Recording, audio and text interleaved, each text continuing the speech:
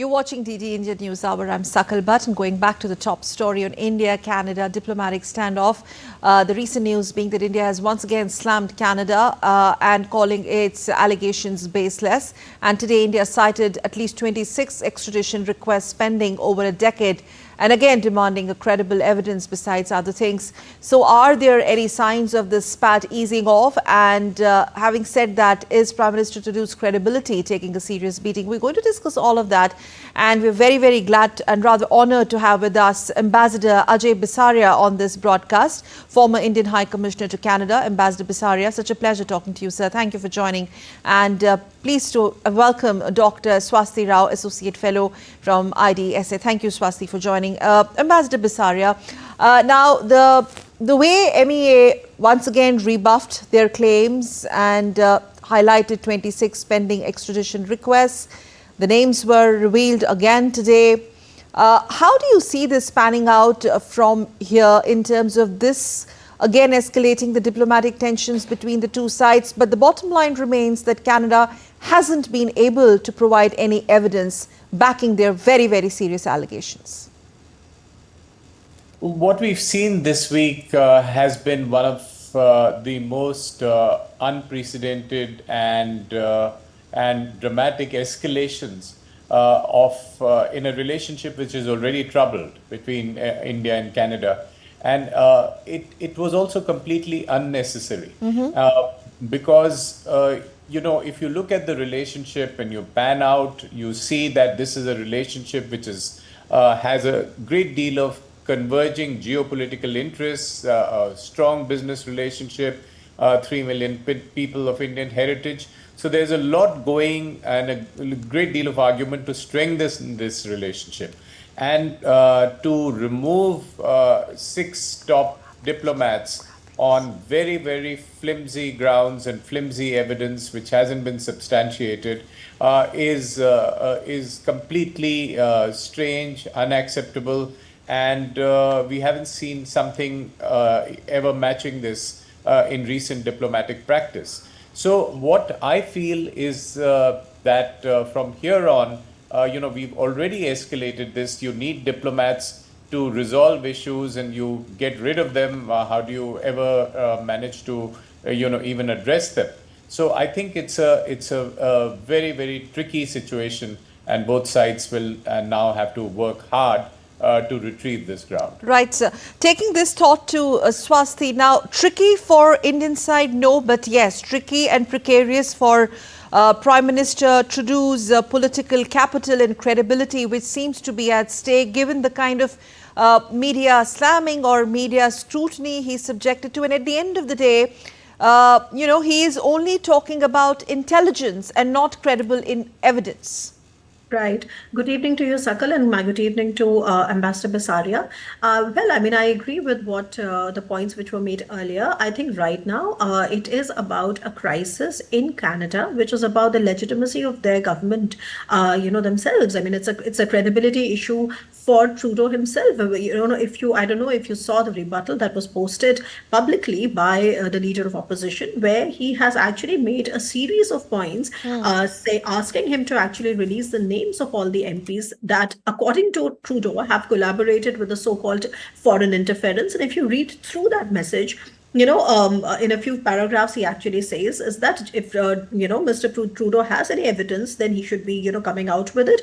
And he says that he cannot really, Mr. President cannot really come out, Mr. Trudeau cannot really come out with any evidence because he's actually making it up. I mean, if you look at the language. So basically what I'm trying to say here is that apart from the very strong rebuttals that the government of India has already given, and I think it's now coming more to light than that Mr. Trudeau is trying to fend for himself, because he has a crisis of legitimacy back in his own country. Right. We know, and we've been speaking about it no end, Sakal, about how his approval ratings have been falling. I mean, right now they're only about 80% of Canadians who actually want to see him as the We Prime are, Minister. in fact, as you speak about his credibility dwindling, we're actually flashing those numbers, citing some of their own think tanks, statistics and research.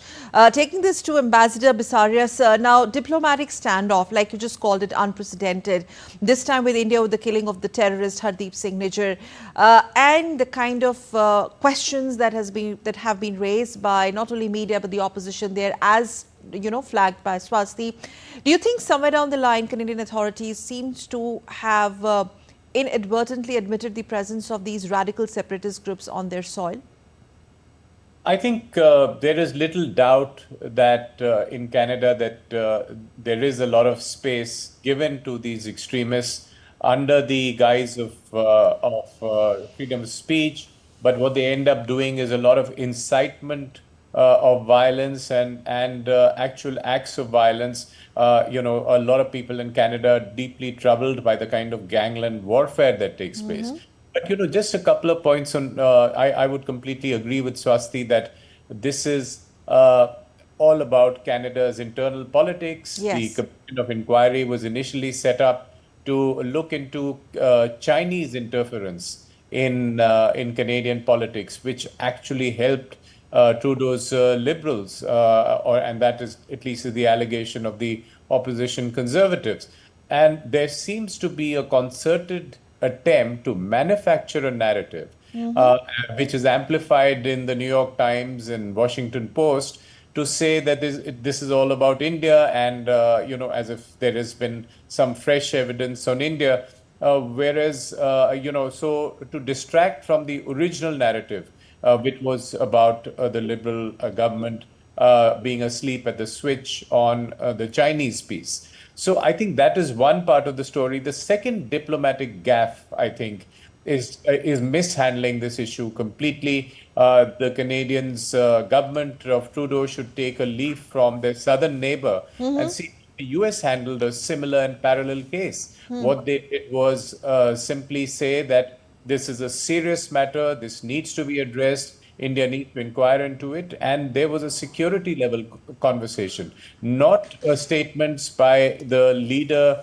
of the country in the House of Parliament, which completely reduces any diplomatic space to address the issue. Ambassador, diplomatic gaffe, and what could be its far-reaching implications, having said that, the question being that did Trudeau actually jump the gun on this, just to cater to some of his own constituencies back home, as you rightly pointed out, that, there is his credibility is dwindling, and then he seems to be falling off the popularity charts. Well, that's their domestic matter. But then was it like too soon, jumping the gun? Yes, absolutely. And I think it becomes very hard to retrieve such a situation because, you build a relationship over years. You can demolish it at the press of a button, and by taking the kind of actions they did. And as I said, you need senior diplomats like High Commissioner Verma, who was there and having those conversations. And, I've been on that seat for more than 2 years myself. There is no way that a senior High Commissioner would even be involved in such matters. And the allegation is preposterous, beyond preposterous, to suggest that the High Commissioner was himself collecting names to be sent off to organized crime.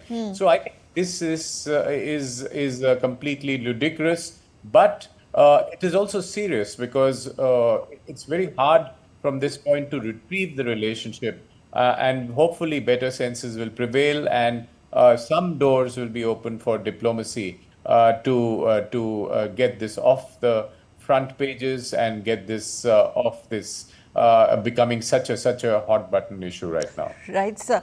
Swasti, your take now, significant aspect of today's MEA's response also focused on those 26 pending extradition requests.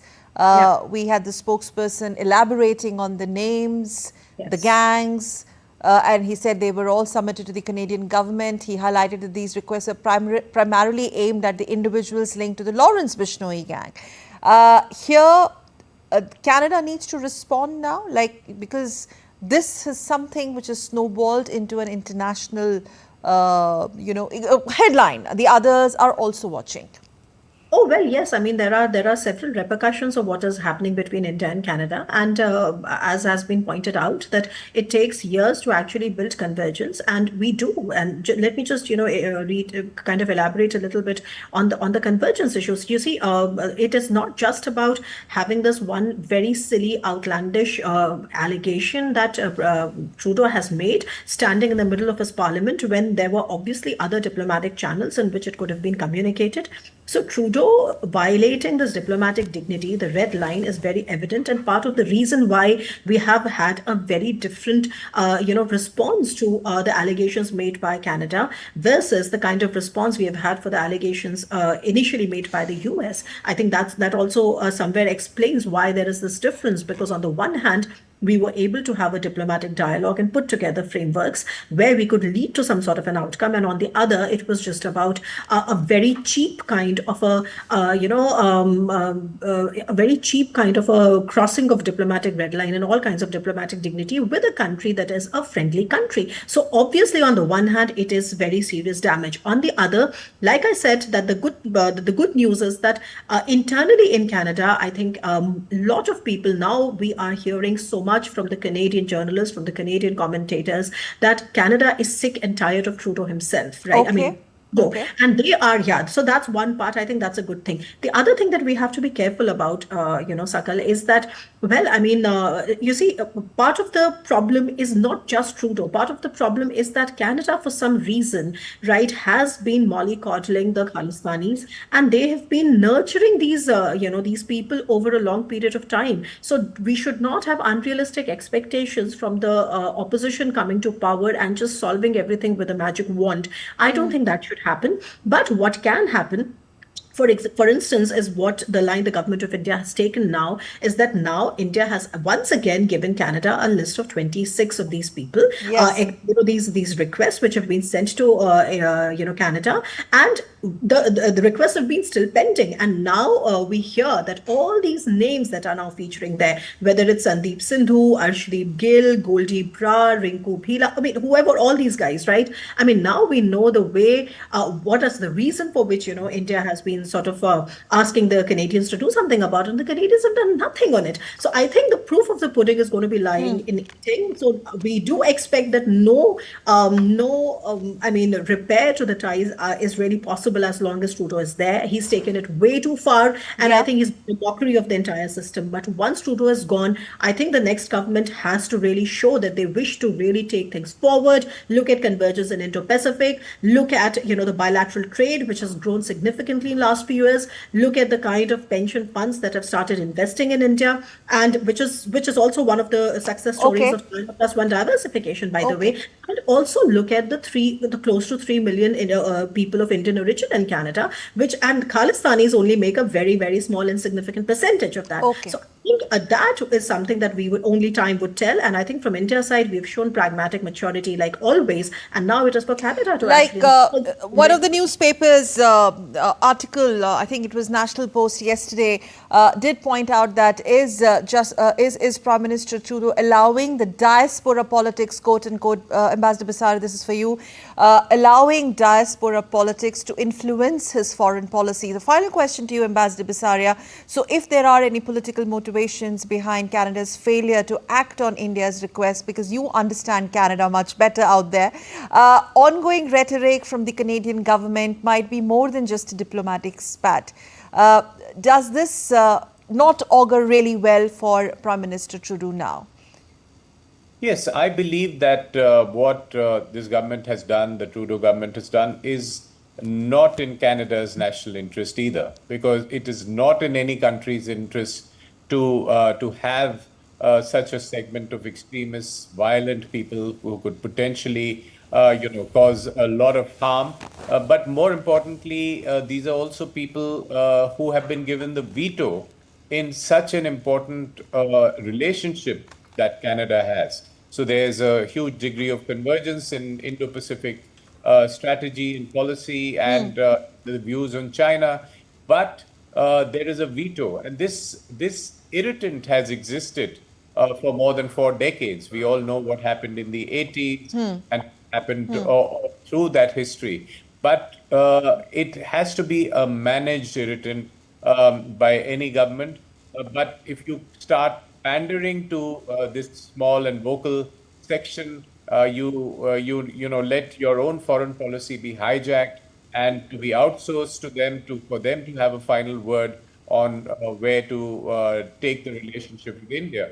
And this is the kind of consequence of that kind of politics. And we really hope that better sense prevails and we move into a politics which is Canada's own interest Right. in countering such elements in its territory. Right. Thank you very much, sir. We'll leave it there. Such a pleasure talking to you, sir. Ambassador Basaria, former Indian envoy to Canada, and as always, pleasure talking to you, Swasti, as well. Thank you, both of you.